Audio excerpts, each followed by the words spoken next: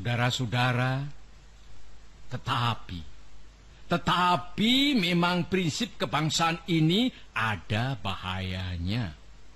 Bahayanya ialah mungkin orang meruncingkan nasionalisme menjadi chauvinisme, sehingga berfaham Indonesia überaus. Inilah bahayanya. Kita cinta tanah air yang satu, merasa berbangsa yang satu, mempunyai bahasa yang satu. Tetapi tanah air kita Indonesia hanya satu bagian kecil saja daripada dunia. Ingatlah akan hal ini. Kita harus menuju persamaan dunia, persaudaraan dunia. Kita bukan saja harus mendirikan negara Indonesia merdeka, tetapi kita harus menuju pula kepada kekeluargaan bangsa-bangsa. Justru inilah prinsip saya yang kedua. Inilah filosofis prinsip yang nomor 2, yang saya usulkan kepada tuan-tuan, yang boleh saya namakan internasionalisme. Internasionalisme tidak dapat hidup subur kalau tidak berakar di dalam buminya nasionalisme. Nasionalisme tidak dapat hidup subur kalau tidak hidup dalam taman sarinya internasionalisme. Jadi dua hal ini, saudara-saudara, prinsip 1 dan prinsip 2, yang pertama-tama saya usulkan kepada tuan-tuan sekalian adalah bergandengan erat satu sama lain. Kemudian apakah dasar yang ketiga? Dasar itu ialah dasar mufakat, dasar perwakilan, dasar permusyawaratan. Negara Indonesia bukan satu negara untuk satu orang, bukan satu negara untuk satu golongan, walaupun golongan kaya. Tetapi kita mendirikan negara semua buat semua, satu buat semua, semua buat satu. Saya yakin bahwa syarat yang mutlak untuk kuatnya negara Indonesia ialah permusyawaratan perwakilan. Dengan cara mufakat, kita perbaiki segala hal, juga keselamatan agama, yaitu dengan jalan pembicaraan atau permusyawaratan di dalam badan perwakilan rakyat. Apa-apa yang belum memuaskan, kita bicarakan di dalam permusyawaratan. Prinsip nomor 4 sekarang saya usulkan. Saya di dalam 3 hari ini belum mendengarkan prinsip itu, yaitu prinsip kesejahteraan, prinsip tidak akan ada kemiskinan di dalam Indonesia merdeka. Maka prinsip kita harus, apakah kita mau Indonesia merdeka yang kaum kapitalnya merajalela, ataukah yang semua rakyatnya sejahtera, yang semua orang cukup makan, cukup pakaian, hidup dalam kesejahteraan, merasa dipangku oleh Ibu Pertiwi yang cukup memberi sandang pangan kepadanya? Mana yang kita pilih, saudara-saudara? Kita sudah lihat di negara-negara Eropa adalah badan perwakilan, adalah parlementer demokrasi. Tetapi tidakkah di Eropa justru kaum kapitalis merajalela? Di Amerika ada suatu badan perwakilan rakyat, dan tidakkah di Amerika kaum kapitalis merajalela? Tidakkah di seluruh benua barat kaum kapitalis merajalela? Padahal ada badan perwakilan rakyat. Tak lain tak bukan sebabnya ialah oleh karena badan-badan perwakilan rakyat yang diadakan di sana itu sekadar menurut resepnya France Revolusi. Adakah keadaan yang demikian ini kita kehendaki? Saudara-saudara, saya usulkan, kalau kita mencari demokrasi, hendaknya bukan demokrasi barat, tetapi permusyawaratan yang memberi hidup, yakni politik ekonomi demokrasi yang mampu mendatangkan kesejahteraan sosial, yaitu bukan saja persamaan politik, saudara-saudara, tetapi pun di atas lapangan ekonomi kita harus mengadakan persamaan, artinya kesejahteraan bersama yang sebaik-baiknya. Saudara-saudara, apakah prinsip yang kelima? Saya telah mengemukakan 4 prinsip. 1. Kebangsaan Indonesia. 2. Internasionalisme atau perikemanusiaan. 3. Mufakat atau demokrasi. 4. Kesejahteraan sosial. Prinsip yang kelima hendaknya menyusun Indonesia merdeka dengan bertakwa kepada Tuhan Yang Maha Esa. Prinsip ketuhanan bukan saja bangsa Indonesia bertuhan, tetapi masing-masing orang Indonesia hendaknya bertuhan. Tuhannya sendiri. Yang Kristen menyembah Tuhan menurut petunjuk Isa Al-Masih, yang Islam menurut petunjuk Nabi Muhammad Sallallahu Alaihi Wasallam. Orang Buddha menjalankan ibadatnya menurut kitab-kitab yang ada padanya. Tetapi marilah kita semuanya bertuhan. Hendaknya negara Indonesia ialah negara yang tiap-tiap orangnya dapat menyembah Tuhannya dengan cara yang leluasa. Segenap rakyat hendaknya bertuhan secara kebudayaan, yakni dengan tiada egoisme agama. Dan hendaknya negara Indonesia satu negara yang bertuhan. Marilah kita amalkan, jalankan agama, baik Islam maupun Kristen, dengan cara yang berkeadaban. Apakah cara yang berkeadaban itu? Ialah hormat menghormati satu sama lain. Marilah kita di dalam Indonesia Merdeka yang kita susun ini sesuai dengan itu. Menyatakan bahwa prinsip kelima daripada negara kita ialah ketuhanan yang berkebudayaan, ketuhanan yang berbudi pekerti yang luhur, ketuhanan yang hormat menghormati satu sama lain. Hatiku akan berpesta raya jikalau saudara-saudara menyetujui bahwa negara Indonesia merdeka berasaskan ketuhanan yang Maha Esa. Saudara-saudara, dasar-dasar negara telah saya usulkan. 5 bilangannya. Inikah Pancadharma? Bukan. Nama Pancadharma tidak tepat di sini. Dharma berarti kewajiban. Sedang kita membicarakan dasar. Saya senang kepada simbolik. Simbolik angka pula. Rukun Islam 5 jumlahnya. Jari kita 5 setangan. Kita mempunyai panca indera. Apalagi yang 5 bilangannya? Pendawa 5. Pendawa pun 5 orangnya.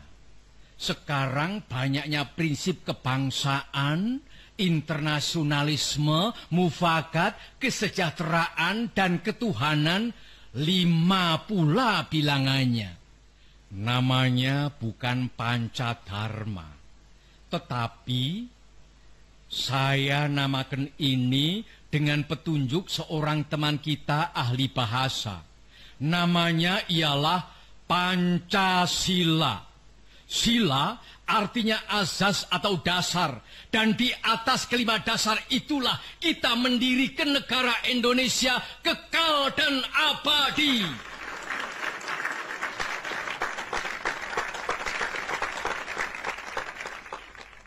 Atau barangkali ada saudara-saudara yang tidak suka akan bilangan 5 itu?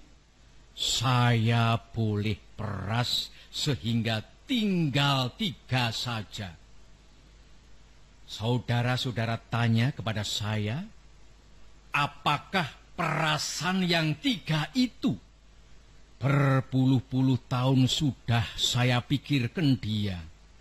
Ialah dasar-dasarnya Indonesia merdeka.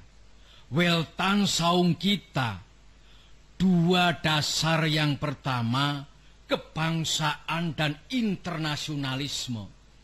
Kebangsaan dan peri kemanusiaan. Saya peras menjadi satu.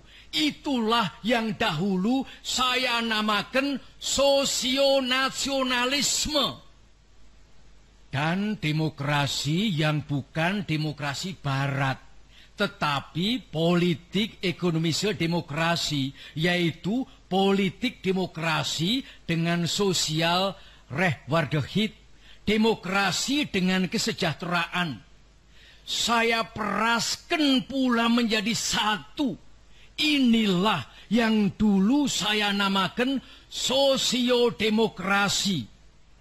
Tinggal lagi ketuhanan yang menghormati satu sama lain. Jadi, yang asalnya 5 itu telah menjadi 3. Sosionasionalisme, sosiodemokrasi, dan ketuhanan. Jikalau Tuhan senang kepada simbolik 3, ambillah cara 3 ini. Tetapi barangkali tidak semua tuan-tuan senang kepada trisila ini dan minta satu dasar saja. Baiklah, saya jadikan 1. Saya kumpulkan lagi menjadi 1. Apakah yang 1 itu? Sebagai tadi telah saya katakan, kita mendirikan negara Indonesia yang kita semua harus mendukungnya. Semua buat semua. Jikalau saya peras yang 5 menjadi 3 dan yang 3 menjadi 1, maka dapatlah saya satu perkataan Indonesia yang tulen, yaitu perkataan gotong royong. Negara Indonesia yang kita dirikan haruslah negara gotong royong. Alangkah hebatnya negara gotong royong.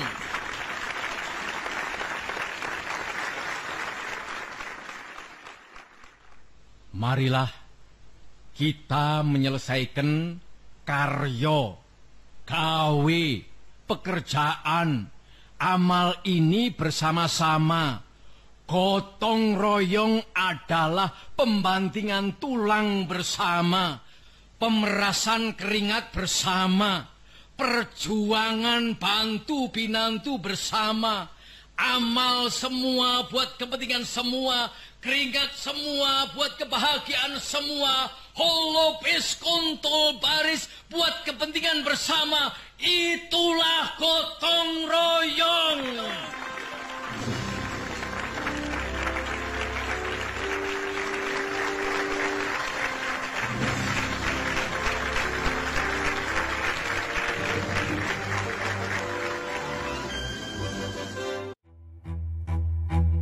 Memasukkan trisila dan ekasila maupun ketuhanan yang berkebudayaan ke dalam pasal RUU HIP dengan alasan historis pidato Soekarno 1 Juni 1945 sama dengan mereduksi Pancasila rumusan final pada 18 Agustus 1945 serta mengundang kontroversi dengan mengabaikan Piagam Jakarta. Rancangan Undang-Undang Haluan Ideologi Pancasila membangkitkan kembali perdebatan ideologis dasar negara. Perdebatan Pancasila tak hanya tentang siapa yang merumuskan konsepsinya, tapi juga tentang Piagam Jakarta. Jika persoalan siapa konseptor Pancasila merujuk rapat-rapat awal BPUPK 29 Mei hingga 1 Juni, Piagam Jakarta mencuat setelahnya. Gimana sih sebenarnya duduk perkara sejarah Piagam Jakarta dan Pancasila ini? Proklamasi kami, bangsa Indonesia, dengan ini menyatakan kemerdekaan Indonesia.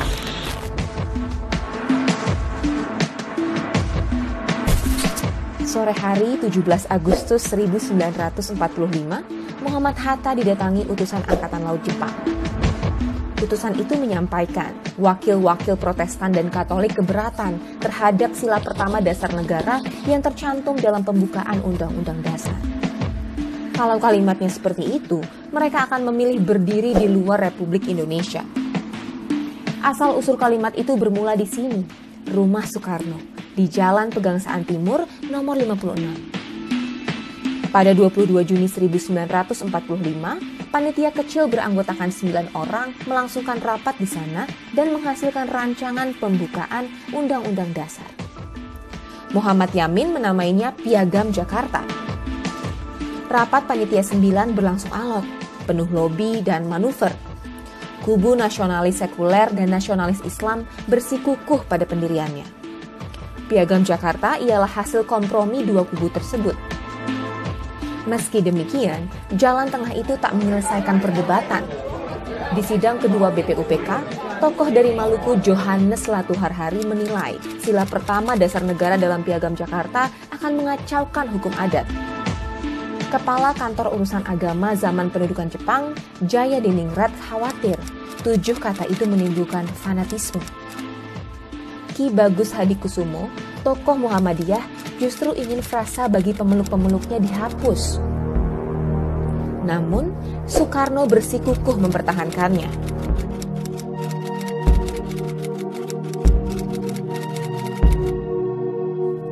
Piagam Jakarta pun disahkan BPUPK menjadi pembukaan Undang-Undang Dasar.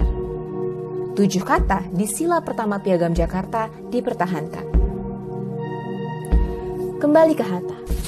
Laporan utusan Angkatan Laut itu membuat sang proklamator mengajak Teuku Muhammad Hasan, ahli hukum dari Aceh, melobi tokoh Islam Ki Bagus Hadikusumo dan Wahid Hasyim pada 18 Agustus sebelum rapat Panitia Persiapan Kemerdekaan Indonesia atau PPKI. Hadir pula dalam pertemuan itu Kasman Singodimedjo, tokoh Muhammadiyah yang diminta Soekarno melobi Ki Bagus. Singkat cerita, Ki Bagus luluh. Wahid Hasyim pun mengusulkan agar redaksi sila pertama diubah menjadi ketuhanan yang Maha Esa. Akhirnya, di rapat PPKI hari itu, Undang-Undang Dasar disahkan dan 7 kata di sila pertama dicoret dan diubah menjadi ketuhanan yang Maha Esa.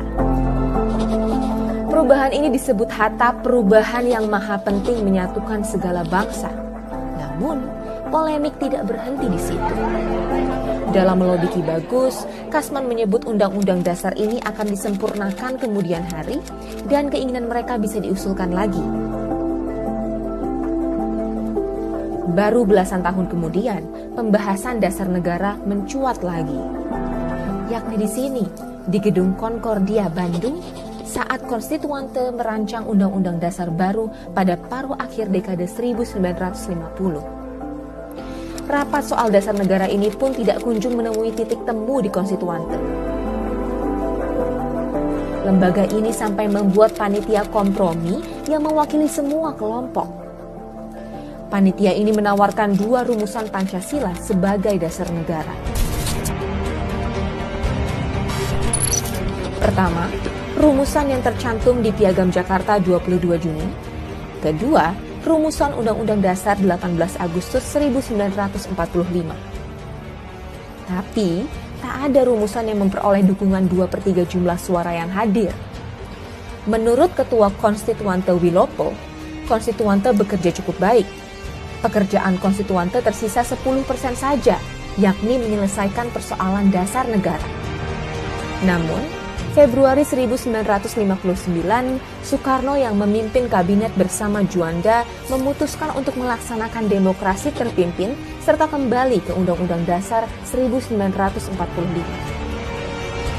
Presiden Soekarno pun menawarkan langkah kompromi berupa Piagam Bandung ke konstituante. Piagam ini akan mengakui Piagam Jakarta sebagai dokumen historis yang mendahului dan memengaruhi Undang-Undang Dasar 1945. Namun kelompok Islam menolaknya. Piagam Bandung tidak pernah terwujud, sebab konstituante dibubarkan Soekarno melalui dekret Presiden 5 Juli 1959. Dekret ini juga menetapkan Undang-Undang Dasar 1945 sebagai Undang-Undang Dasar. Piagam Jakarta disebut dalam dekret menjiwai UUD 1945 dan merupakan suatu rangkaian kesatuan dengan konstitusi tersebut. Jadi, kewajiban menjalankan syariat Islam bagi penduduknya itu dihapus. Itu satu kejadian sejarah, kejadian yang bersejarah, bukan khayali, tapi betul-betul terjadi.